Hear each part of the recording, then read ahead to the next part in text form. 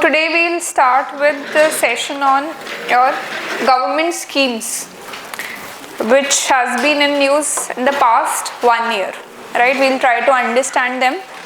Now, first of all, when you start the preparation for your prelim examination or you are in the process of prelim examination, one thing you should always remember is that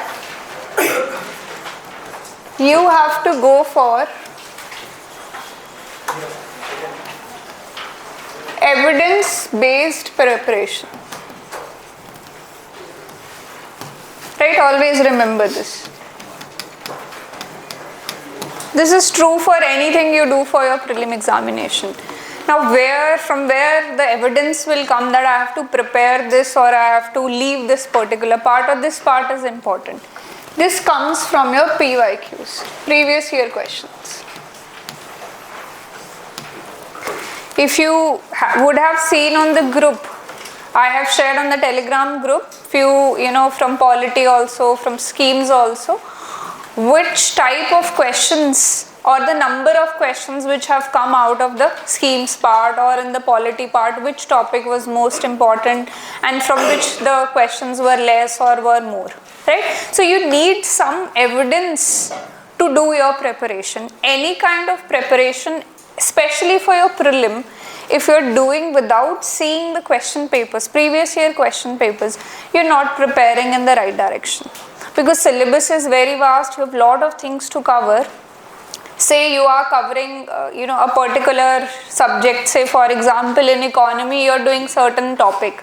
You take 4 days, 5 days to prepare that particular topic, and then you go back and see the PYQs, you realize in the last 5 years there was hardly one question, right? So it doesn't mean you leave that topic. There is always a chance next year there might be 4 questions from them, but seeing the last few years pattern, you realize that this is not a very hot topic for that particular subject. You have to prepare it, but probably wind up in 1 day, 1.5 day, and don't take a full week or 5 days to prepare that.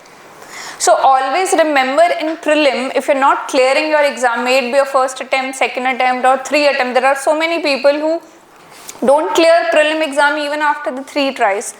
It is not because of lack of knowledge. It is because of lack of strategy. You don't know what type of questions are coming. There is a set standard according to which questions are coming up. You pick up your previous year question, you will realize that every year 1 or 2 questions will be defense related. Some new missile has been launched, right? Some, agreement has been made with some other country, defense agreement that might come. So defense related question 1 or 2 will always be there. Then with respect to international organization, some international organization and news, so you will find out every year sometimes 3, sometimes 4 questions will come from that. So you have to fish out these particular areas. We will also help you obviously, but from your side you have to fish out these major topics that I have to give more stress on this. Take example in history. Jainism and Buddhism has been one of the favorite topic of UPSC since last 10-12 years. Always, probably leaving 1 year, 2 years, there will be some question related to your Buddhism and Jainism. Then one of the favorite questions is for them is, they'll give few terms in your ancient language that, what does the meaning, what is the meaning of this particular term. So once you realize, you go through those terms, you will realize that those terms are in Sanskrit. And if you see the prefix or suffix of the word, you will realize the meaning. So obviously you cannot learn all the Sanskrit terms which were used in ancient medieval, but if you analyze those prefix and suffix, probably next year that can help you to at least eliminate 1 or 2 options, that this will be wrong or this will be right. So like this, focus always should be on evidence-based preparation, always. This term, I would say in your administration, there is a term known as evidence-based policy. Whenever government makes any policy, they collect statistics, right? How it will be implemented, who will be eligible, how we will determine the eligibility. So they collect statistics, then a policy is formed. Similarly here also you have to see the statistic, which is the important part. which is the less important part, which you can probably skip also. Although I would not suggest you skipping any part, but there will be certain areas that, okay, I'll wrap up it in one day or half a day. I'll just finish it off, right? So do this evidence-based preparation. There's a quote also, which says, what gets measured gets managed. If you can measure something, you can manage it very easily. If you can measure, okay, these type of questions will be coming, this is the number of questions which will be coming, you can easily manage the paper. Otherwise, you might give 3 attempts, 4 attempts, you will not clear prelim. It will become very difficult. You will do everything, you will read every book, you will solve MCQ also. But till the time you analyze the examiner's, person who is setting the exam, his mindset, or what is the pattern along the last few years, you won't be able to get good marks, right? Always you will be either on the borderline, right? Your half of the time, the mains preparation time will be wasted in anxiety that will I clear, will I not clear? Why do you want to leave the things at that? You should be comfortably clearing your prelim examination, that whatever is the expected cutoff, I already have +5, +10. And you can just, without worrying about the prelim, you can prepare for your mains exam. So please do a preparation which has some scientific base. You have certain evidence with respect to that. You have certain statistic that I have to prepare this, I have to leave this particular thing, or I don't have to focus on this particular part. Right? Now coming on the schemes part, I've already shared before, I think they missed out that particular page. So anyhow, I'll read it from here. So if we see the government schemes previous year questions, there were 2 years, 2017 and 16, there were around 11 questions in that particular year. Barring those 2 years, 17 and 16, other than that, other years had 2 questions or sometimes 1 question, sometimes 3 questions. So in the range of 1 to 4 questions you can say, but 2 years were different. They had 11 questions out of government schemes. So one thing is clear, that there might be a possibility where schemes question might increase, but on an average you can see that 3 questions can come. So your 6 marks can be scored from your, minimum 6 marks can be scored from your scheme. So now you might feel that, okay, 6 marks are very less, let's just skip your schemes part. But no. Firstly, why? Because you fill the ocean by drops, right? It's not that 6 marks are not important, every mark counts. There are people who clear prelims just by 0.5, by 0.8 sometimes, right? So everything counts, and this is the easier part, right? These schemes which are there in news in last 1 year, or some schemes are flagship schemes of the government, they are not very easy to understand. You just need to know certain facts and you can easily attempt those questions. So don't leave this, because this is a low hanging fruit, right? You can easily score marks here, because as we move on to other subjects like science, again current affair based, sometimes difficult question, environment, they'll ask anything, right? Sometimes they're very vague questions also, which are not found in the standard books also. Schemes, still you can have certain idea that, okay, I will cover this particular part, right? So don't leave this part, instead try to understand the questions, what they are asking in the paper, what kind of questions they are asking. So if you analyze these questions, you will realize that certain questions, options will be about funding. We'll get back to this funding part, how to remember which either center is funding it or it is in a partnership, right? So when you're doing any scheme, try to understand the funding pattern.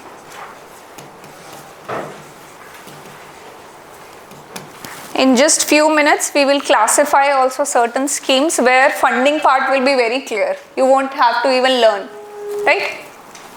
Then, eligibility. Who are actually eligible to get this scheme? If you see this question, it's about Pradhan Mantri Sharan Yogi Mandhan Yojana. So the first option is, the entry age for enrollment is 21 to 40 years. right? So eligibility is any scheme you are covering, you should be clear who is eligible for this scheme. Like one of the scheme which we will be doing today, it's for your pregnant women, lactating women, right? So it's not for all the women that nutrition scheme is there. So there are certain eligibility criteria that these people can avail the benefits of this scheme.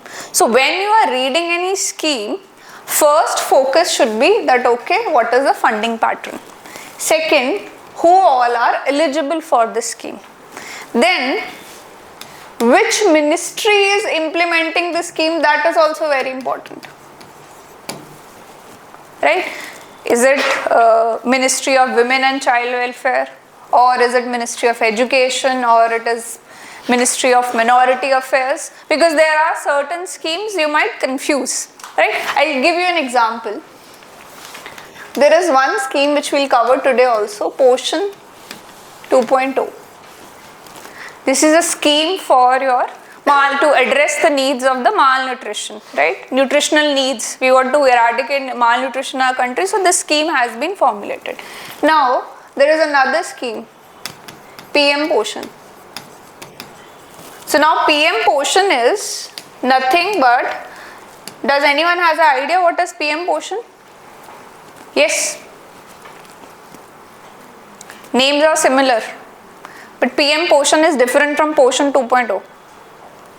So this PM Poshan is nothing but they have renamed midday meal scheme, right? So now this is covered by Ministry of Women and Child Welfare, right? This is covered by Ministry of Education. So there is a difference. First of all, you don't have to confuse between names also. When we'll do Ministry of Minority Affairs, there are a lot of schemes which start with Nai Udan, Nai Manzil, right? Where there are names which are confusing.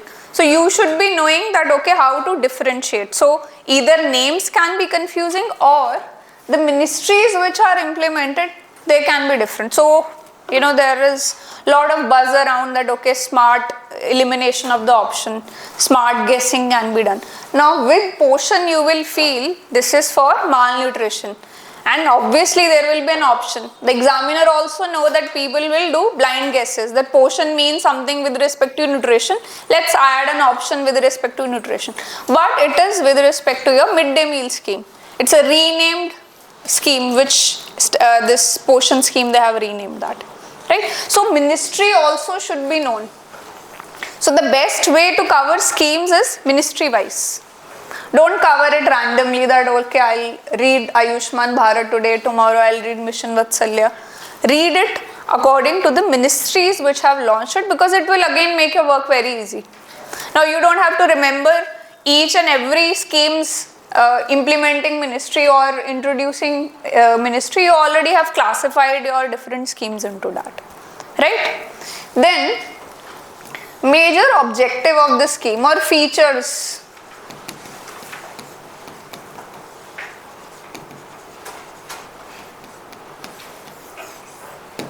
Right? These are important, but why I have kept it at last? Because sometimes it's not possible to know all the features of scheme, right? Humanly not possible. At the end of the day, we are humans, we read something, we can forget it. But these are very easy things. There is a 95% chance one of the option will be from there, and it's easy to eliminate from these three options. And you can easily, you know, if one or two are matching here, you can attempt it. Even if you have forgotten about objectives, major objective should be known that okay, it is for malnutrition, it is for institutional delivery of pregnant ladies. So basic, but there are certain minute features also which you might forget. So these features will help you to mark the correct option, right? So analyze every question like this, how they are framing the options. Don't just blindly ratify everything that you open the book and just read everything in one go, right? Open your minds. Try to see a pattern, right?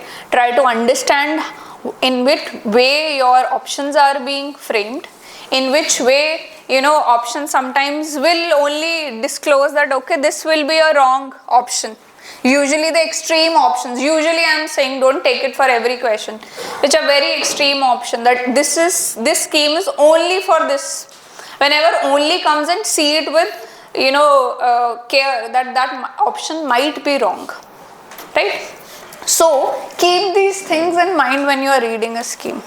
If these factors are clear, you will never go wrong with the schemes. Otherwise, schemes are generally a pain point for the aspirants. There are so many schemes, which schemes to learn, which to leave, right? Which type of features I have to learn, what points I have to learn, right? Now, if you are reading a scheme, say the allocated budget is around, say, 10 crores for that, just a hypothetical number, for that particular scheme. So now this is not important, right? There might be n number of financial outlay being going to the scheme, because one scheme you can remember. For all the scheme, is it possible that you know the exact number that this much lakh crore went to this part? Not possible. Why to waste your time in learning those numbers, right? But funding pattern you can learn, that either center is funding or it is going with respect to a equal or a sharing basis between center and state. That you can do, right? Are we clear here?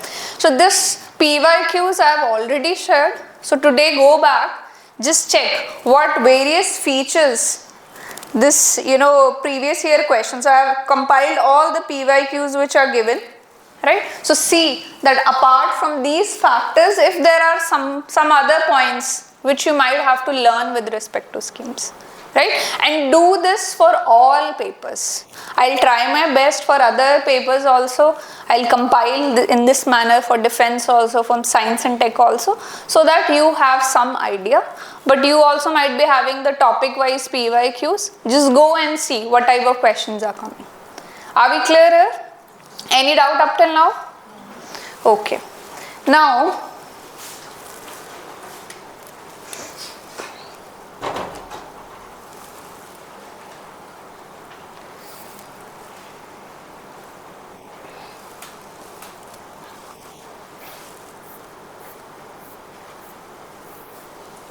so now when we are talking about schemes, first you should know what is the classification of the schemes. That will make your work very easy, right? So whenever you start with any subjects, first go to the foundation concept, right? Don't just rush into learning the scheme from page 1 to end. First ask yourself, what is a scheme, right? Because there are scheme, there is policy, there is law, right? Three different things are there. Scheme is something where we know that, okay, these are the beneficiaries, these are the points, okay, government will be giving certain direct transfers, or these people will be given shelter or something like that. Policy is an overarching document is there that which gives the boundary to the scheme, that within this boundary, this is a vision statement. Any scheme in, say we have national policy for women, right? So certain objectives will be there, certain boundaries will be there, that we should be covering these things. It's kind of a directive. Now seeing that policy, schemes are formed, right? So know the foundational concept first. Don't mindlessly just read your books without applying your brains. That will not make your preparation easy. You will forget things, you will not remember anything. So similarly here, if we are seeing at schemes, we can broadly classify schemes into two parts. Centrally sponsored schemes and central sector schemes, or we call it them center schemes, right? This is centrally sponsored schemes, and this is central sector schemes. So now, as the name suggests, when we sponsor something, right? So it means that in these type of schemes, there is a funding ratio is there between center and the state, right? So state formulates, implementation, the center formulates, and the implementation is left on the state, right? And there is a funding pattern also, we'll discuss in few minutes. So when we're talking about centrally sponsored scheme, State, your union will have some share in the funding and state will have certain share. So it can be 90-10, it can be 60-40. We'll see how this funding is accorded, the numbers are accorded. We'll see in few minutes. Now, when we're talking about centrally sponsored scheme, currently there are 75 centrally sponsored schemes in 3 categories. So these 3 categories are core scheme, core of the core schemes and optional schemes. Core schemes, they compromise your national development agenda, right? As the name suggests, these are the core, the nationalist agenda which has been formed, that okay, these areas the nation has to work, right? Or these are important for the overall development of the nation. Those are known as your core scheme. Example, Green Revolution is there. Pradhan Mantri Krishi Sinchai Yojana with respect to irrigation is there. Pradhan Mantri Gram Sadak Yojana is there. Swachh Bharat Abhiyan is there.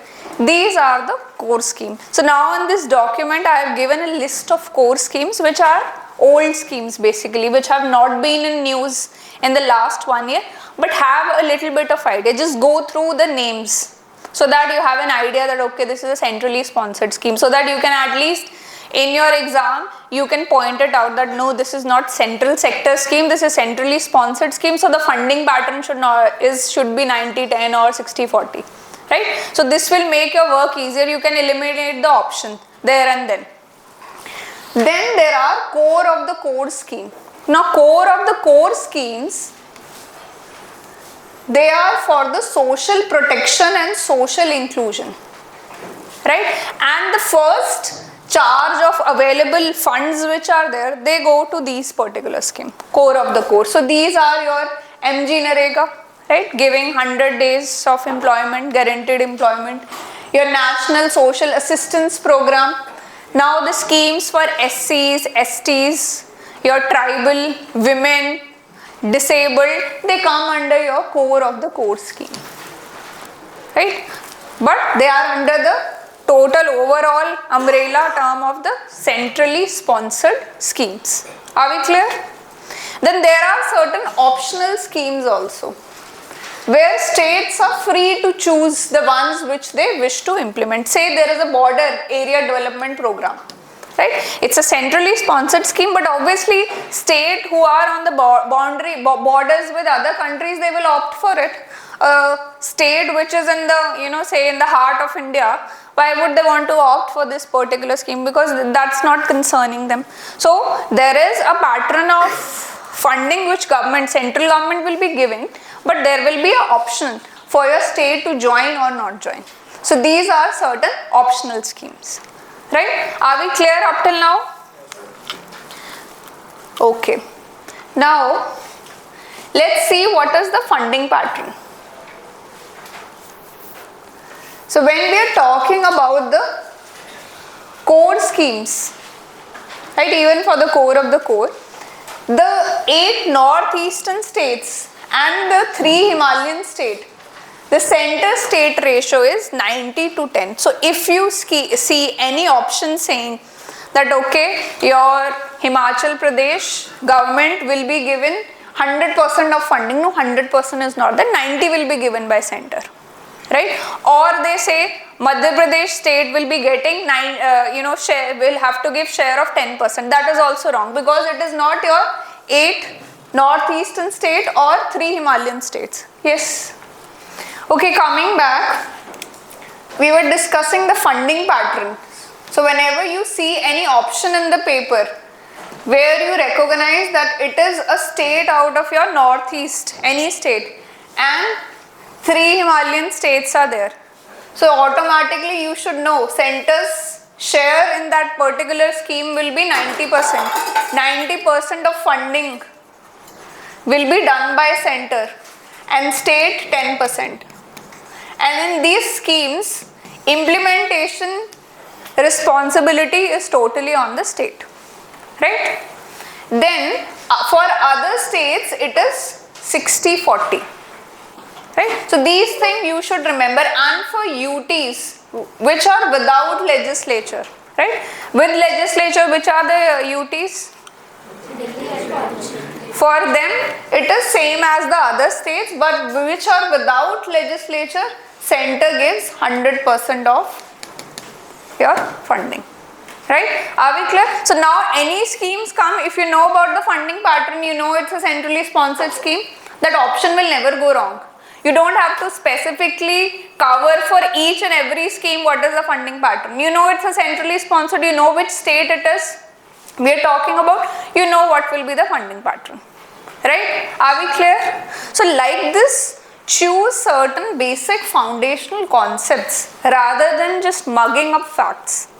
You will never remember things. You might mug up all the schemes in 1 week, but once the exam approaches, you will forget everything. So you wasted your time and you don't even remember the schemes. Right? You could have done something better other than that. So extract the important points from there, which will go a long way in your memory. You can recall that particular point easily. Right? Okay. Now, in this document, you will get the document at the end of the session, third session you will get. Core of the core schemes. There are 6 core of the core schemes. So now these 6 are very easy. So MG Narega, your program, any scheme is there for the minorities, scheduled tribe, National Social Assistance Program, umbrella program for vulnerable groups and for the scheduled caste. All of them are core schemes, right? Core of the core schemes, right? So these 6, just learn it and you can easily identify in the option.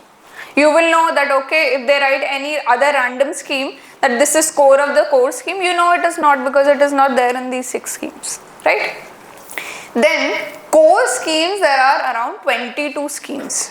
So difficult to memorize, but at least just go through it, right? Just read the list once, twice. So in the paper, sometimes you have certain pictorial memory also. If you read a document for 1 time, 2 times, you develop a pictorial memory that no, this scheme was not there in the list. Right? Sometimes you have to take a chance in certain cases that I don't think so, that was there in the list. You don't remember exactly, but there is a certain fair idea that no, this was not there in the list. So go through these 22 schemes. You don't have to learn, because these are old schemes, white revolution, green revolution. So don't waste your time. But obviously there can be a chance if there was something related to them in news in the past 1 year. So it can come, but don't waste too much of time. Try to focus on high yielding areas. High yielding areas which we'll be doing in this session or the next 2 sessions will be the schemes which are there. I've taken the schemes from PIB releases at the end of the year, a yearly review of all the ministries. So all the ministries, whatever they have launched in last 1 year, or there have been certain milestone in that particular scheme, that is included in that document. So I have taken schemes from that document because they are important. It means it's a direct, you don't even have to wait for certain coaching material to come in the market to go through the schemes. Go through the PIB document. Year-end review, you will automatically know which schemes were in the news, plus budget schemes which were announced or which were mentioned in the budget. Right? Are we clear up till now? Okay. So these are the core of the core scheme. The list is already, you will get this document, don't worry. The next is central sector scheme. So now central sector schemes are the schemes which are wholly sponsored and implemented by the center. Neither the state is giving any funding to it, nor it is implementing it. That is your central sector schemes. Right? So these 2 criterias will help you to eliminate option now. If you have certain idea that this is core scheme, this is core of core scheme, this is central sector scheme. So very easily you can eliminate option. You will realize that okay, white revolution, if they give it, say for example in the paper they give white revolution as a central sector scheme, you automatically know this option is wrong because it's a centrally sponsored scheme. So like this, devise certain tools with which your accuracy level will increase. Now this is not guessing, this is common sense. Even when you didn't read everything about white revolution, but you know the classification.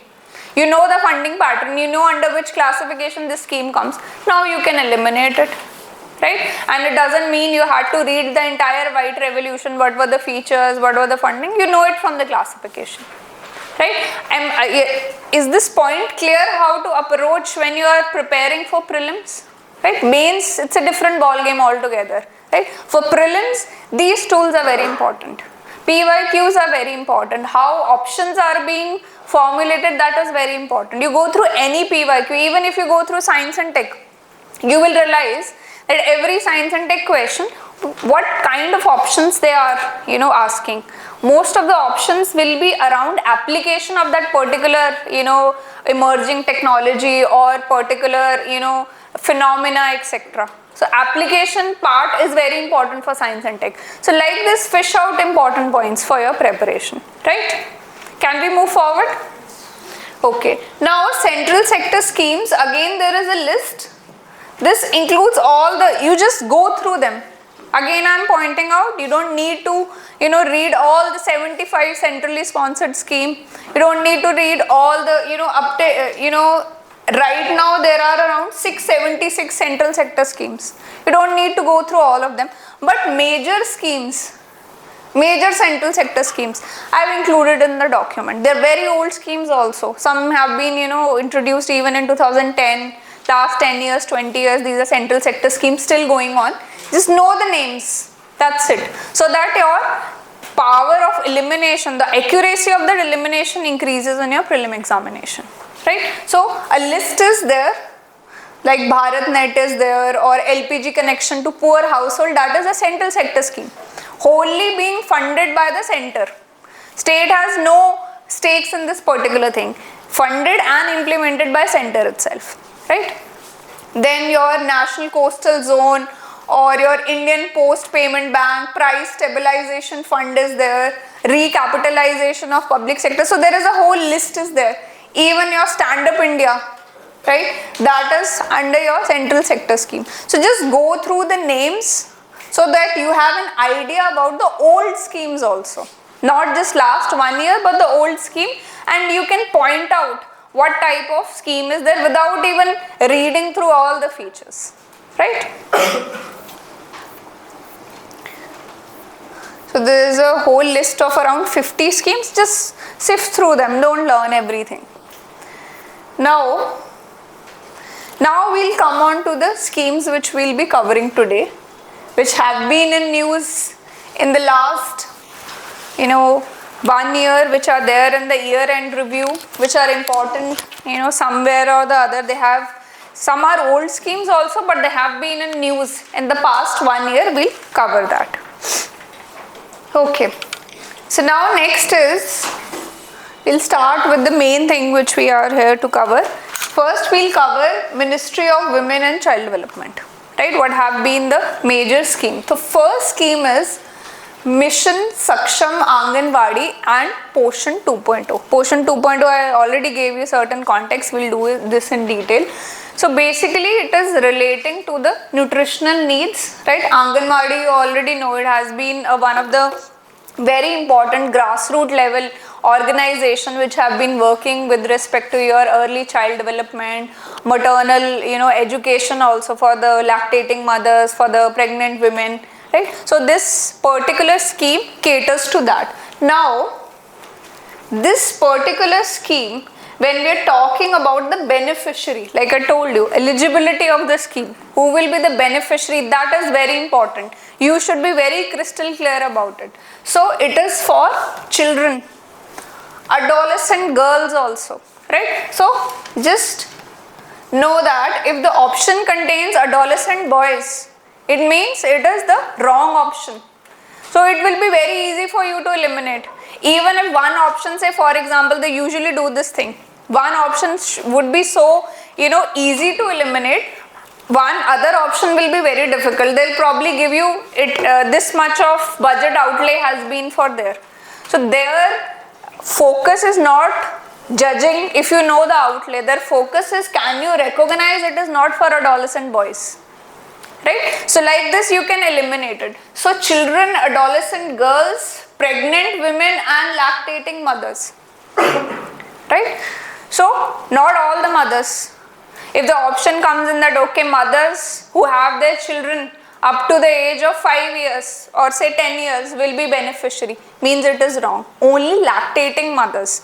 So mostly lactating mothers will be up to 3 to 4 years of a child's life, majorly, right? So it means that option is wrong. So approach your preparation in this manner.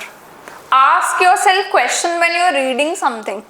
How a question can be framed out of it, right? Even if you are reading any subject, say even if you are reading polity also. Last evening I shared a document. There were certain very major points that, okay, these things should be, you have to keep those particular points in your mind while you are reading your polity. Similarly here also. Anything you find that, okay, it is not about adolescent boys, it is not about all the mothers, it is about lactating mothers. So you can just put a sticky note or some, star or something like that, that only these people. Now your option is very easy. Who says attempting scheme question is difficult? If this simple thing is clear in your mind, what are the beneficiaries, you can easily attempt it, because one option will be there out of these particular eligibility, right? Can we move forward? Okay, now the objectives of the scheme.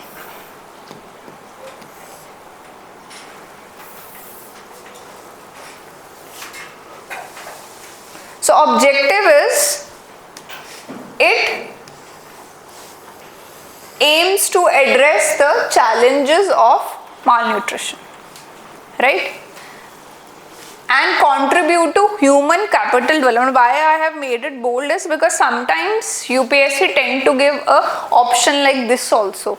And people who are doing the smart guessing or something like that, they'll feel it is about malnutrition, why this point has to be there. But it is there in the scheme. That it is not just aiming that, okay, we are aiming at malnutrition needs, but also because we will cater to the problem of malnutrition, our human capital development will also be there.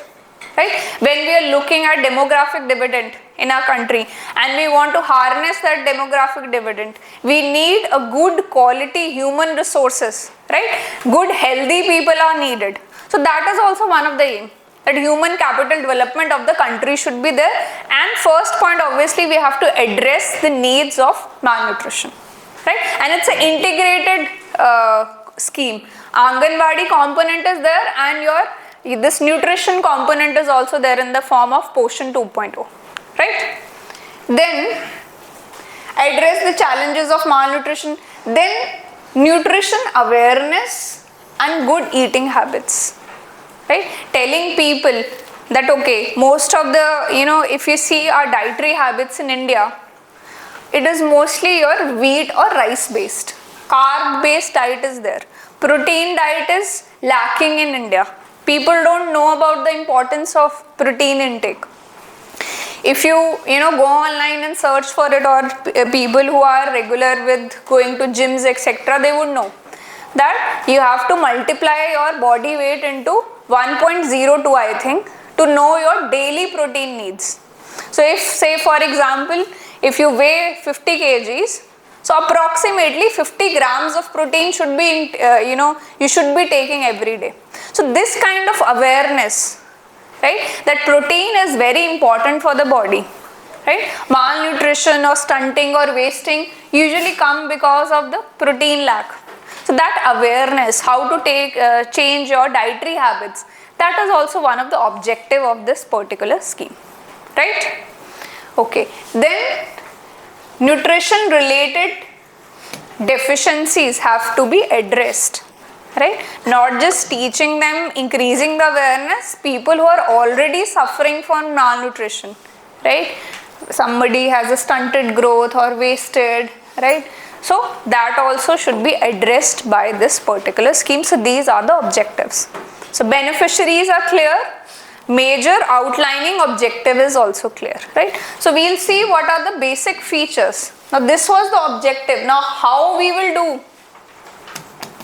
How we will address the objectives, right? There are certain areas which this schemes outline. First is, there is a nutritional support will be given.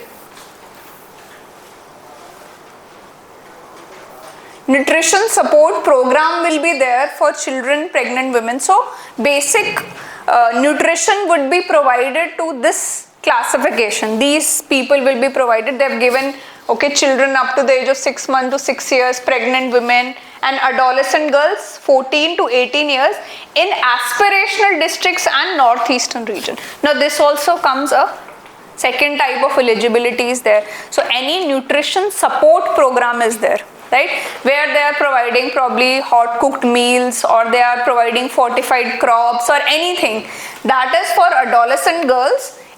So today your work is go back, if you don't know what are the aspirational district, go back and check it, right? This is your homework now. Go and check what is aspirational district and in the northeast region. So nutrition support will be provided to these categories, right?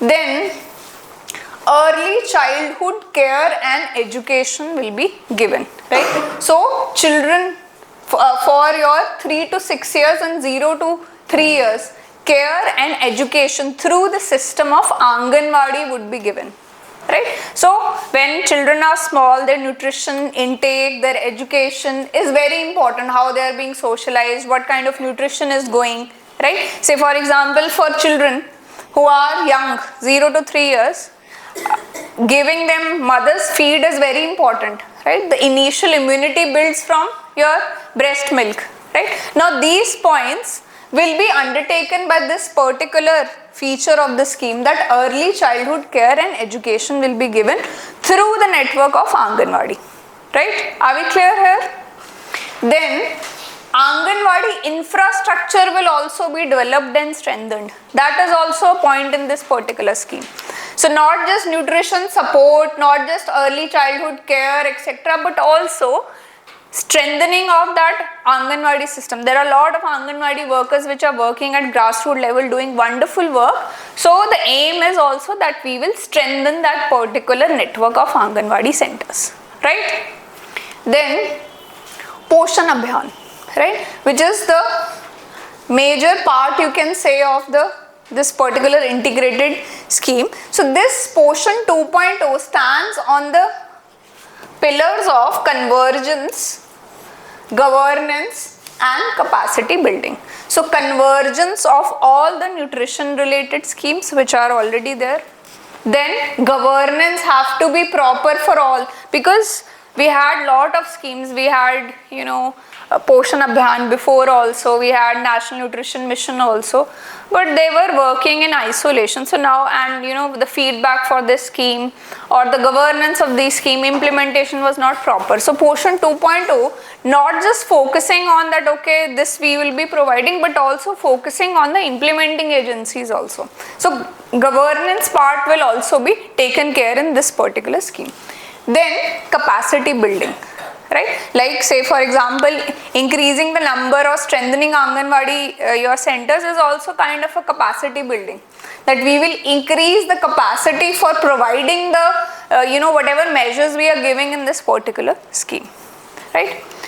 Then this will focus on maternal nutrition, infant and young child feeding norms, right? So telling them that mother's milk is very important, right?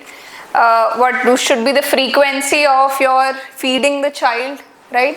What kind, at what age you can start with semi-solid food, which kind of things have to be given to the child. So these kind of infant and young child feeding norms are very important, and also focusing on the maternal nutrition.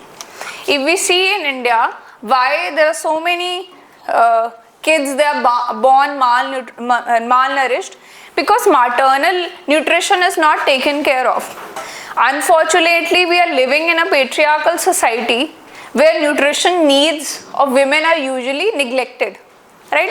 If you go to any Indian household, even if you see your mothers, grandmothers, they'll feed every person in the household, and whatever is left, they will eat that particular thing, right? Sometimes there is very less curries left or something like that. So what happens is nutritional needs of women are not sufficiently taken care of in your Indian households. Now with this, what happens is, if there is a pregnant lady, right, she's sustaining a life for 9 months in the womb and the nutrition is not proper, so automatically the child which is being born, there is a high propensity that that child will be malnourished, stunted or wasted, will be having certain protein deficiency things. So this program Poshan 2.0 majorly focus on the maternal nutrition also, right? Even after delivery of the child, maternal nutrition is very important, because through and there are certain do's and don'ts for lactating mothers. Say for example, there are certain drugs which are not given to lactating mother because there is a direct connection through the breast pill to the child. So these particular things, the feeding norms, the maternal nutrition will be taken care of in Poshan 2.0, right? So basically, if you see the crux of the scheme, we are focusing on healthy individuals. We want to eliminate malnutrition, right? We want to fulfill the sustainable development goals also, right? We want to eliminate poverty and hunger, right? So this has led to this particular, and every year we see this hunger index comes in. India is at very low position. So keeping all these things in mind, these schemes are very important, right? Any doubt up till now? Okay. Now there is a full form of this Poshan also. This government has this habit, there will be very fancy names of the schemes which are very difficult for the aspirant to learn. So Poshan means Prime Minister's overarching scheme for holistic nutrition abhiyan, right? So just go through it. For prelim 1 benefit is there, you just need to have an idea about that particular thing, because you don't have to write. You don't have to write the full form of Poshan in your paper. You just have to tick the options. There's one advantage is there. So just be acquainted with the term, you are good to go. You don't need to write down and mug up the entire name, but you should know that okay, it's something PM, overarching scheme, etc. Right? So these are certain points with respect to your Poshan 2.0. Now another important part of the scheme is it will focus on diet diversity. Like I told you, Indian diet is mostly carbohydrate based, rice, your wheat, right? Where protein gets sometimes eliminated and less importance is given. So this program will focus on local dietary inputs, right? And fresh produce and fortified rice and millets should be actively encouraged for all the beneficiaries which we discussed in the first slide, right? So for them, because local dietary inputs are very easy to procure, right? Right now, if you see mostly in the urban centers, there is a lot of fad, around exotic things like, say avocado or, some, exotic variety of mushroom. So usually if you talk to a nutritionist, it's always better to eat the local dietary things which are being grown in your neighboring area. That is more nutrition rather than going for exotic fruits which are expensive also and which might not be, you can sometimes people don't well adjust to the exotic things. So anyhow, this scheme focuses on that local dietary inputs should be used as well as fortified rice and millets. Do you know what are fortified crops? Yes, anyone? Yes, so certain mineral zinc, sometimes they are added to the crop so that through that particular wheat, if we are having a wheat flour, it can automatically go into that particular chapati only, that extra mineral, right? So it will be focusing on these particular things and focusing on the diversity in the diet. Not just carbohydrate but a balanced diet basically. Proteins, carbs, roughage, fiber, etc. should be included in the diet.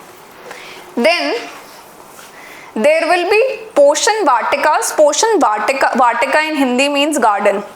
So they are aiming at, developing a set of kitchen gardens or nutri gardens, which will be set up at or near anganwadi centers. Right now the option can be under this particular scheme, this anganwadi saksham scheme and Poshan 2.0. Poshan Vatikas will be set up all around the state, right? So this is a kind of wrong option, right? It will be in or around the Anganwadi centers, because they are taking care of the daily nutrition things, they are taking care of all the logistics, so it has to be around. So it is basically encouraging that local produce should be cultivated and should be around Anganwadi area, so that the implementation of scheme becomes easy, right? And they have to be there in government led schools or gram panchayat land. There we can grow such kitchen gardens, certain nutri gardens, right? And now it is not compulsory also, because the word is here, wherever possible. So keep an eye on the option also. Option will write it's compulsory for every Anganwadi center to have a nutri garden or a poshan vatika. That's a wrong option, because it says wherever possible, right? And also on government led, some school is there, government school, you can have poshan vatikas there also, or any gram panchayat land is there. So it doesn't mean in private land you will start growing poshan vatikas, right? So again, that is a wrong option. So when you are reading something, in your mind visualize what kind of option can come in, right? So that when you are in the exam, there is 0% doubt in your mind when you are ticking the option that this is wrong, for obvious reasons, right? Then the poshan vatikas which will be there, they will leverage the traditional knowledge also about the crops, etc. What are the traditional medicinal plants, etc. That will also be used. Then this is a minor point, registration of beneficiary will be with the nearest Anganwadi care center, and with respect to Aadhaar, identification will be there. Child's Aadhaar card shall not be mandatory, and benefits can be accessed through mother's Aadhaar card. So again, this is an important thing. Option can come, the Aadhaar card for your this mother and child both are compulsory, right? So again, wrong option. Automatically you should say it's not compulsory for a child, but he or the child's benefits can be acquired through if the mother has the Aadhaar card, right? Okay, so now next there are certain few minor points I have included. Implementation, district magistrate will be the nodal point, right? So these are important. Why I have included is sometimes option might come that okay, they'll write down MP, or sorry, the MLA is the nodal point, right? So that's a wrong option. District magistrate is the nodal point. Then social audits will be undertaken by the stakeholders, right? That is an important point. Now see, this point is also important.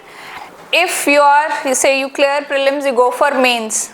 There, if any question with respect to social auditing comes up in governance, you can take up this scheme, right? You can use it as an example that how social audits, just go, if you are not aware of what are social audits, not in the domain of this class, just go and read it up, right? So basically the community does those audits, so that accountability is established, that whether the scheme is implemented in a good manner or not, right? Are we clear about this scheme? Now, key initiatives are there under this scheme. Poshan tracker app is there, which every Anganwadi worker will be using that particular app for efficient delivery of services as well as reflection of their efforts. Say I am an Anganwadi worker, I will have that app. Say a ABC mother and child duo comes, right, and certain efforts are being done, say nutritional lessons or nutritional support is being provided. I will do the entry in that particular tab that okay, this person from this house number, this Aadhaar card is taking these benefits out of this particular scheme, so that a tracking is there, so that later on you can track that okay, how many household did actually take the benefit, how much more have to be covered, what is the problem with the implementation. So like this, a poshan tracker app is there for the Anganwadi worker, right? Again, option can be there that this poshan tracker app will be given to every beneficiary, right? They have to download that part. No, it is for the Anganwadi. It's kind of a job aid for them, right? Say for example, if you take your Uber app is there. One app is specially, the one variant of the Uber app is specially for just for the drivers, right? So that app is for them, not for the customer who is booking. For them there is a different app, right? Okay, then there is another initiative under this scheme only. So whatever these initiatives are there, they're under that overall umbrella scheme which we are discussing. Poshan bhi, padhai bhi. So this aims to integrate further, that early childhood care is there. So it aims to integrate the vision of your national education policy, which talks about early childhood education. Right? That when we are talking about kindergarten or pre-nursery, that is also very important before this child actually joins the education system. So this will be covered under this initiative. Poshan bhi, padhai bhi. Right? Then every year in month of September, Rashtra Poshan Ma is month, will be celebrated. Right? Then Kishori health cards. Kishori is your adolescent girl, 14 to 18 years of age. So a card will be given again to track the efforts which have been done, right? Whatever deficiency, usually in India we see most of the adolescent girls are anemic, iron deficiency is there. So to track all these things, this particular Kishori health card will be given to the adolescent girls, which will have their height, weight, body mass index, all these things will be included, right? So these are certain initiatives. Then lastly, Bharatiya Poshan Krishi Kosh. So this will be a web portal which will have information about India's crop diversity.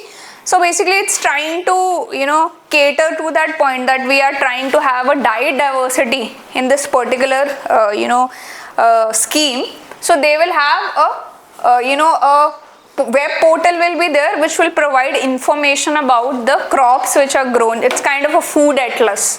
Which crops are being growing there? Are they fortified or are they normal? All these kind of things will be included. So this initiative is also under this scheme. Right? Are we clear here? Any doubt up till now? Right? So today whatever scheme we covered, just go back and again just revise that particular scheme so that you can remember it, because you have listened to it right now. So it will be easier for you to recall if you go back today and revise it quickly. Right? At the end I have written Poshan Abhiyan, which I told you before. Poshan Abhiyan, which we did for the malnutrition, and PM Poshan, which is Pradhan Mantri Poshan Shakti Nirman. This is, what is this? Yes? What is this scheme? Pradhan Mantri Poshan Shakti Nirman, midday meal scheme.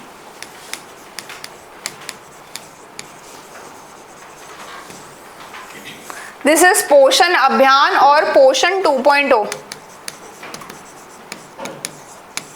right? Or Prime Minister's overarching scheme, whatever is the full name, I forgot. So that is this related to your malnutrition, addressing the malnutrition, development of the human capital in your country. Right? Are we clear? Okay, we'll move to the next important scheme, Mission Shakti. So now Mission Shakti, as the name suggests, it is for your women, and especially for the women which are the victims of violence, right? That women will be, so it is basically aimed at women's safety, women empowerment and security, right? So this scheme aims at, these are the objectives. This scheme is aimed at providing immediate and comprehensive continuum of care, support and assistance to women affected by violence, right? Say women who are victims of domestic violence, acid attack survivors, right? Or sexual harassment, right? So to provide them a care, support and assistance. This is one of the objective. Then to put in place quality mechanism for rescue, protection and rehabilitation of women in need of assistance and victims of crime and violence. Women who are victims of domestic violence, human trafficking, who require rescue and rehabilitation. Even domestic violence victims also require sometimes rescue, right? And why women keep on suffering domestic violence from their husband? Because they have no place to go, right? If they leave their house, there will be no one who can take care of them. Right? So because of those particular reasons, this scheme will aim at providing rescue and rehabilitation of them. So that certain we'll cover it in next few minutes. Certain care centers will be there where they can come and they can be taken care of. Right? Then to improve accessibility of government schemes and services for women at various levels. So not just protecting women, rescuing them, rehabilitating them, but also trying to ensure that the government schemes or the services, they are properly being implemented in that particular segment. Right? Then capacity building and training of functionaries, duty bearers under the various schemes and legislatures. So whatever is the implementing agencies, capacity building in them is also very important so that schemes reach women. Right? Women are rescued, security is given to women and they are also empowered in this process. So this is the objective of this particular scheme. Right? Are we clear here? Any doubt up till now? Okay. Next is, there are two components of this scheme. When we are talking about Mission Shakti, there are two components. You can actually go through this particular picture and you can revise from here only. One is Samarthya. Samarthya means empowerment. Right? Making somebody samarth means capable or empowering them. And one is Sambhal. Sambhal means taking care of something. Hindi, you say you keeps, you should keep something with care, right? Or, is cheez ko sambhal ke rakho means you have to protect that particular thing. So Samarthya and Sambhal. Samarthya is for empowerment, Sambhal is for safety and security. So always try to understand the meaning of the terms. Again, do not blindly just see that, okay, if you just, mindlessly start cramming, okay, Samarthya, Sambhal, you will forget it. Right? If you know the basic meaning, Samarthya means capacity building, empowering someone, making them capable. Sambhal means you take care of something. Right? So it is for their protection. Now it is very clear. You don't have to every time cram up that particular scheme's name. You are very clear about that there are two components. So first is Samarthya. So now this component, there is funding sharing is there between center and state, and for Sambhal, it is 100, this is very important point in this scheme, 100% funded by center through Nirbhaya fund. Very important. Right? So in first part there is sharing, and in the next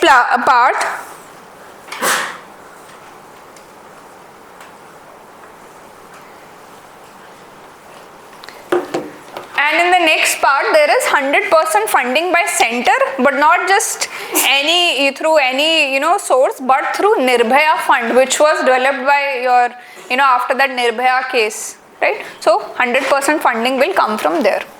Now for Samarthya, what they are doing, what different components are there, we'll see it first from here. Pradhan Mantri Maitreya Vandana Yojana is there, Ujjwala is there, Swadhar Griha is there, Working Women Hostel, and National Crèche Scheme is there.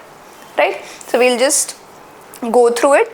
Pradhan Mantri Maitreya Vandana Yojana provides certain direct transfer to the pregnant ladies. Maternity, it's basically a maternity benefit program is there, under which 5,000 rupees are directly given to the pregnant women, except those who are working in the government sector, PSU, or some private employment is there. Right? So a cash benefit of 5,000 rupees in 3 installments. Very less, although, but still you can consider women in rural areas, right, where they do not have access to money. What happens in rural areas or poor households, they don't even have money to go for institutional delivery, right? They don't even have money to basically admit themselves in a hospital. So there are a lot of this delivery deaths in women are very common, right? They die during the childbirth, right? Or contract some infection also because they don't have money for that institutional delivery, or they don't have proper nutrition to be given while they are pregnant. So for this particular thing, for them 5,000 rupees is a lot, right? They can admit themselves into some hospital. So there are certain households, even if you talk about government hospitals also, there is certain fee, although it's very 50 rupees, 100 rupees fee, but for people who are very poor, it's very difficult to even shell out 50 rupees, 100. So they'll go for non-institutional delivery, some dai, some quack will do the delivery, and there are a lot of risk involved in it. So basic aim of government here is that directly will transfer 5,000 rupees, you take care of nutrition, you take care of the institutional delivery, right? A similar scheme is also there, Pradhan Mantri Janani Suraksha Yojana. There also, it's not part of this scheme, there also certain monetary benefits are given to the pregnant women. So major aim is that your institutional delivery should be encouraged, so that the health of pregnant lady is not compromised, so that she doesn't die during the childbirth, right? Okay. So this is just one important point. Rest, there is a software, there's an application also with respect to this particular scheme for tracking the status of each pregnant woman, in which trimester they are, any particular intervention is needed. So that is also included under this, right? So the first scheme under your Samarthya or empowerment is with respect to pregnant ladies, that is Pradhan Mantri Maitru Vandana Yojana, where a direct cash transfer of 5,000 rupees in 3 installment is done. And there is a web application for tracking the status of the pregnant women, right? That's it. You don't need to learn anything extra from here, right? We are doing the schemes with respect to women and child development. That should be kept in mind, right? Then next is Shakti Sadan. This was previously known as Ujjwala scheme also. Now they have renamed the scheme as Shakti Sadan. So it's a relief and rehabilitation home for destitute, distressed, marginalized victims of human trafficking, etc. Right? So certain, if you are a homeless woman is there, or a victim of violence is there, right? There are a lot of homeless women are there, right? Who sometimes, because of sexual harassment or rape, they get pregnant, or they don't have any homes, they have been harassed in other ways. So this homes caters to them, right? It's a kind of a rehabilitation home, that if you are destitute, if you are homeless, if you are a victim of any kind of violence or trafficking, you can come here and they provide food, clothing and shelter and other basic needs, right? So one thing you will realize is there are a lot of schemes which Government of India operates, but awareness is lacking. Right? You have so many homeless women, you have so many victims of harassment on roads who have to resort to begging, right? But there are things, but people are not aware of it, right? So this is Shakti Sadan, and Sadan means a home or something like that. So visualize in your mind, Sadan means a home, right? A building basically. Sadan is a building. So previously it was Ujjwala scheme, now it is Shakti Sadan. And we are doing under which kind of component we are covering right now? Samarthya, right? Now next is Sakhi Nivas, which is a working women hostel.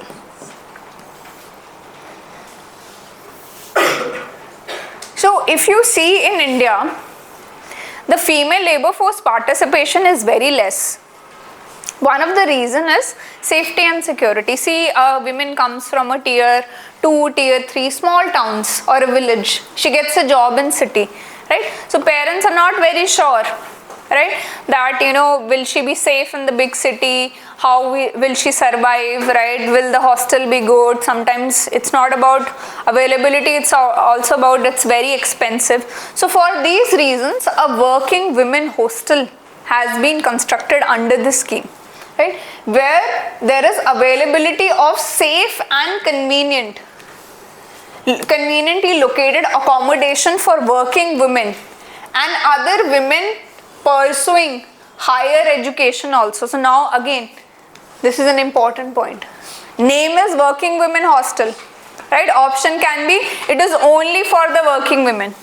But there is another point here, women who are pursuing higher education or any other training, they can also avail the benefit of your Sakhi Nivas or working women hostel, right? So every sub-part of the scheme, you are saying it is aiming at your empowerment of them.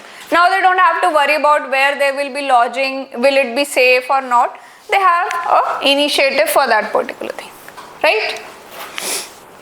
Then National Crèche Scheme. So now this is again for their empowerment. Daycare facilities or hiring a nanny, it's not everybody's cup of tea. It is not under everyone's financial budget that you can enroll your child in your crèche. So what happens is, usually women, they leave their jobs to take care of their child, right? Because they cannot afford daycare, they cannot afford nanny. So sometimes grandparents are not there or they are in the village. So to support them, a national crèche scheme is also there, right? And usually you can see, obviously nowadays every office there is a directive where every office needs to have certain daycare facility for the working women. But when we are talking about women who are laborers, right, or working in the informal sector, right, the daily wage workers, where do they go, right? And usually what happens in these conditions is they usually leave their child unattended.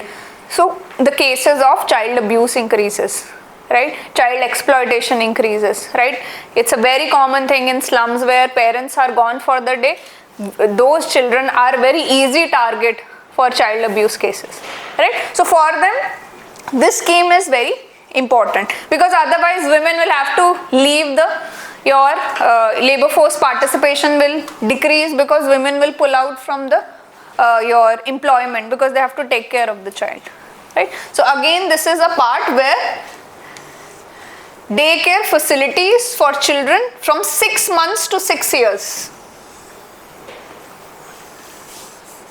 of working women. Daycare facilities including sleeping facilities, early preschool education, supplementary nutrition will be there.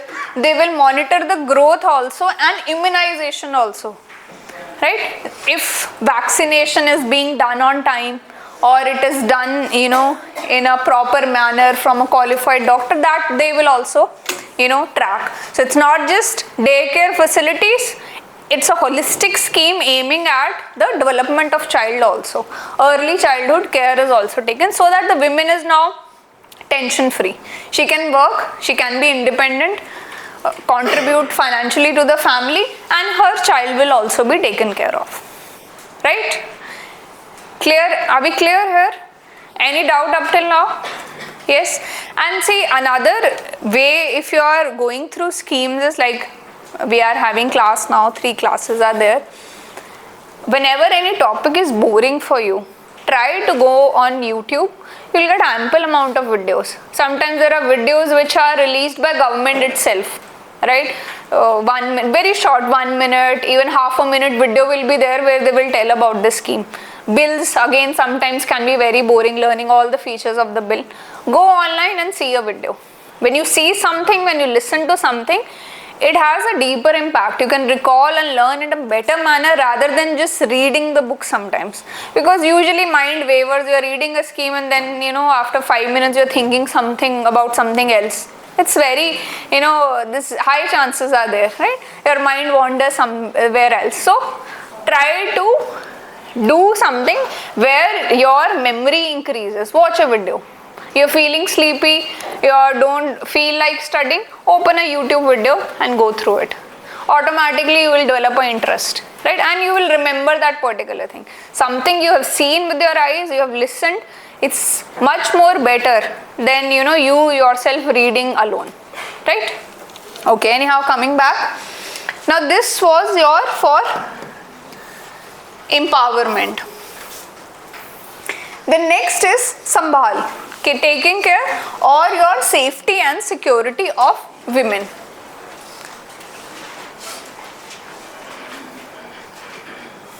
Now under this there are certain key initiatives. One is one-stop center. If women are victim of violence or are in distress, right? So this will be a one-stop solution for them to provide them care, rescue, rehabilitating them. So one center will be there specifically catering for such women in distress. Then there will be a helpline, toll free 24 hours. Your helpline will be there.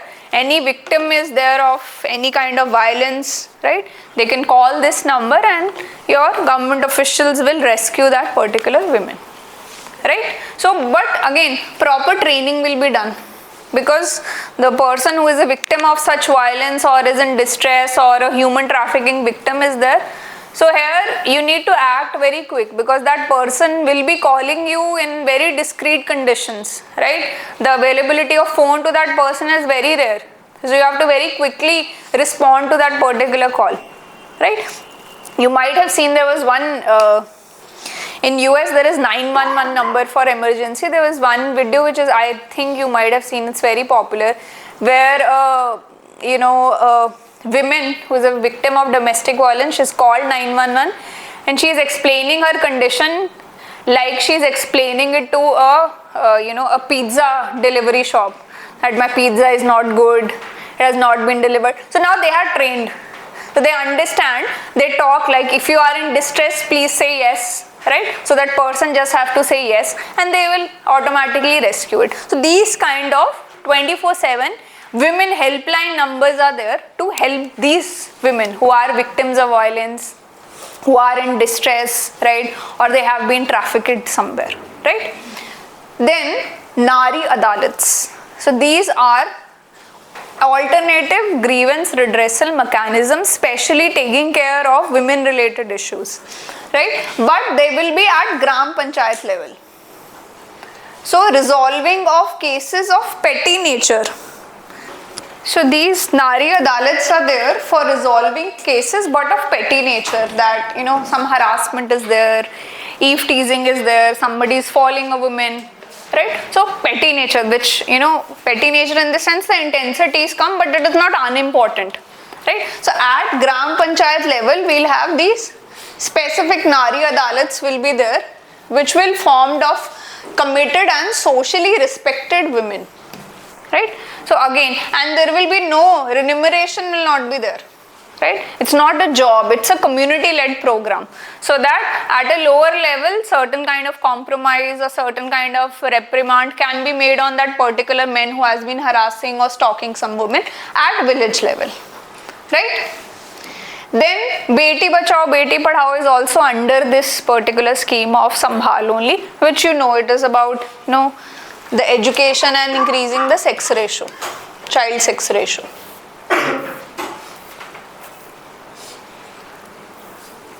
Right, are we clear? So these are the two components of your mission Shakti. One is Samarthya, capability increasing, empowering them, and other is Sambhal. Sambhal is for taking, for the security is there, and various components which we have discussed. So go through that particular picture and you can revise from there. Right? Okay. Next is Mission Vatsalya. Vatsalya in Sanskrit means taking care of something, protecting something. Right? This scheme is now for children. Right? So now I'll just give you a brief background of this scheme. So before 2009, 3 schemes were implemented under your Women and Child Development Ministry for children in need of protection, right? Again, like women we did, destitute women in distress or victims of violence. Similarly, for children also who need protection, 3 schemes were there. Juvenile justice, children who are on the wrong side of the law, They also need care and protection, although they are juveniles, but still there has to be a lot of counseling and they have to be kept in proper homes for their rehabilitation so that they are not put in normal jails, right? They're put in juvenile. So they are also children in need of protection. Then street children. Children who are on streets, beggars, pickpockets, right? Or selling small things they're selling on roads or signals. So for them, and assistance to home for children, basically orphans, right? Who have run away from their homes. So these three things were being taken care before 2009. Then in 2010, it was integrated into a single scheme, that is Integrated Child Protection Scheme. Then it was renamed. These are not important, but just I'm telling you, this is not a new scheme, right? If an option comes that this is a new scheme launched recently, that's a wrong option. Just renaming, and you will realize that most of the schemes which you are covering, they are old only they have been renamed, or their objectives somewhere or the other, some have been added or removed. That's it. Midday meal remains the scheme, just the name has been changed. Then in 2017, it was called Child Protection Services Scheme, and now in 21-22, it has been renamed as Mission Vatsalya. 2021 and 22, the scheme was launched. Now this scheme has been in news because certain new guidelines were given by the center with respect to this scheme. So it's an old scheme, but recent guidelines make it a current affair news. So you need to cover this particular scheme. Okay.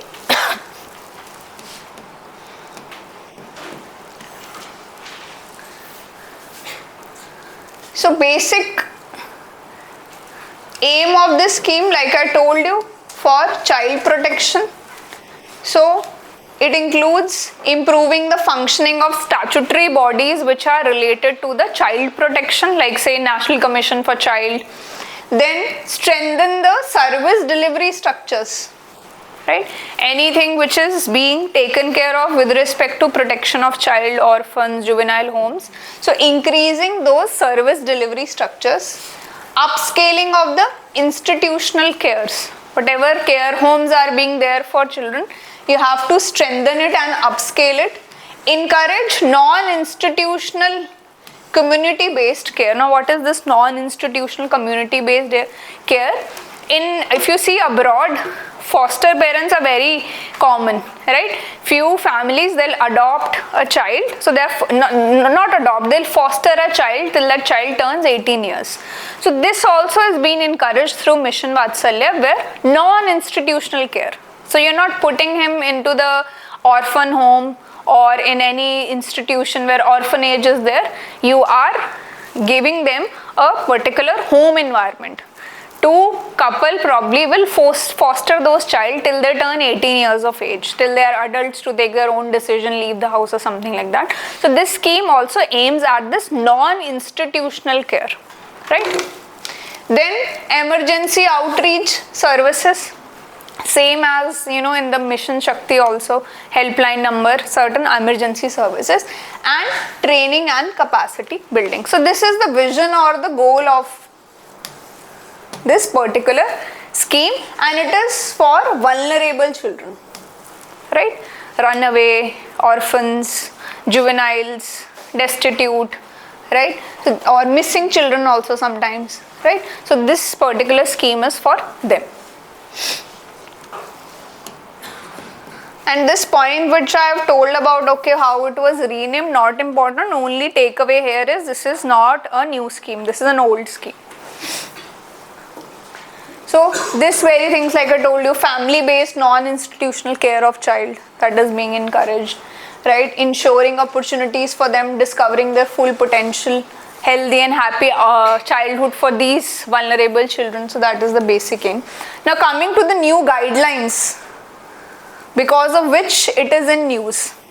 So this particular scheme also aims at bettering the adoption criteria in India, more seamless adoption of children in India, inter-country adoption and outside the country any adoption are taking care. So under the new guidelines, there is an institution, state level institution, State Adoption Resource Agency, and CARA is there. You might be knowing about CARA, Central Adoption Resource Authority.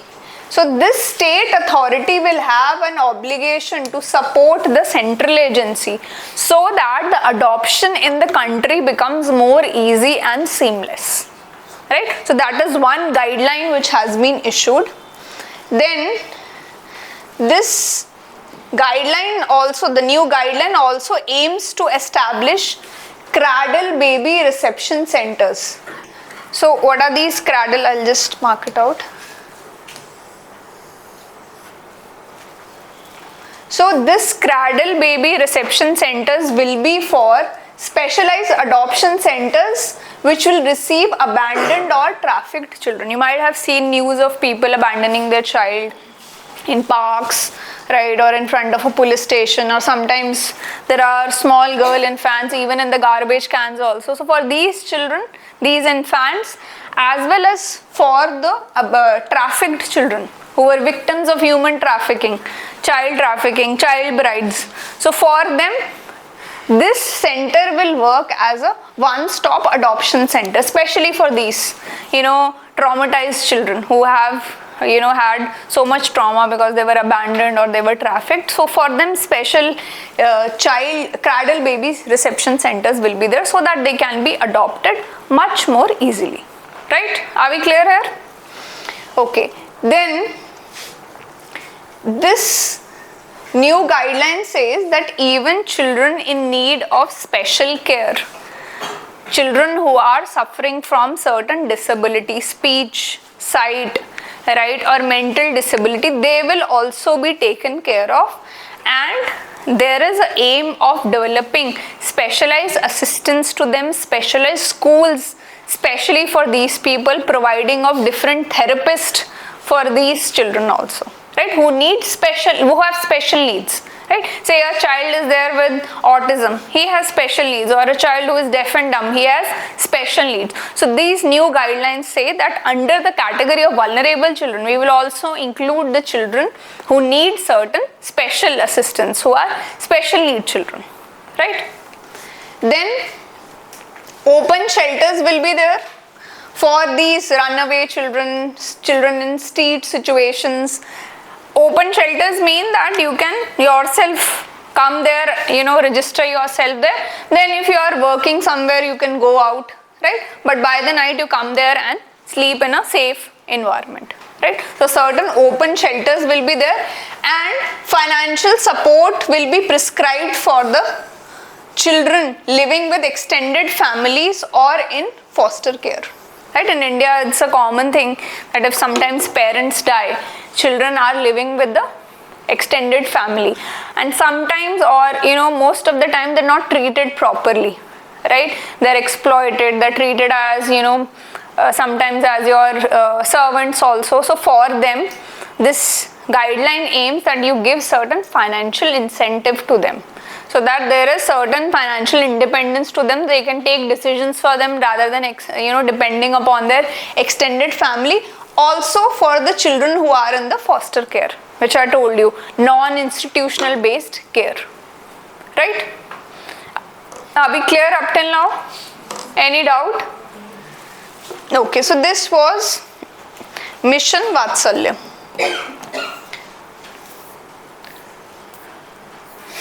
So I'll just complete this. There is this small topic, this initiatives only. So these are another initiatives which were there in the PIB year-end review of women and child development. So sometimes an easy question also come up. They'll give a small thing that, okay, what is Suposhit Gram Panchayat Abhiyan, right? So they'll give 4 options, very simple question, so you can cover this. So this was launched on this December only in the last year, 26 December, to promote grassroots participation to eliminate malnutrition and improve nutrition outcomes. So a mission mode kind of things. More the features etc. were not given, but just a abhiyan, this term was given there, so you can learn. Then there is another campaign which was launched. Ab koi bahana nahi. So this is for ending gender-based violence, right? So if you see this, sometimes they will ask very easy question, very straightforward, but they are hidden somewhere in the government documents and you have not read it in the normal current affair magazines, right? So that is why it's very essential you go through PIB documents, at least the year-end reviews. They will give you a lot of fodder material which you will not find anywhere. So, ab koi bahana nahi is for your gender violence, eliminating the gender-based violence. Then, She-Box portal. So, this was launched on 29th August 24. So, this is a sexual harassment electronic box where complaints can be registered on the portal. They will be forwarded directly to the Internal Complaints Committee, which is under the POSH Act. What is POSH Act? Prevention of Sexual Harassment. So directly you can go on this portal, you can file your complaint, right? Then Bal Vivah Mukt Bharat Abhiyan. So now this is evident. This is for ending your child marriages, right? So these are some other campaigns and initiatives which have been in news in the last 1 year, right? So this was about your Ministry of Women and Child Development. It's already 6 o'clock. Tomorrow we will cover your Ministry of Health and other small, like probably we'll cover tribal affairs, because those tribal affairs, minority affairs are very small schemes. Majorly, more schemes and important scheme is this WCD ministry, then health and education. These are 3 important. Rest, they are very easy. There will be just 2-3 schemes and very little features will be there, right? So we'll continue tomorrow. Thank you so much.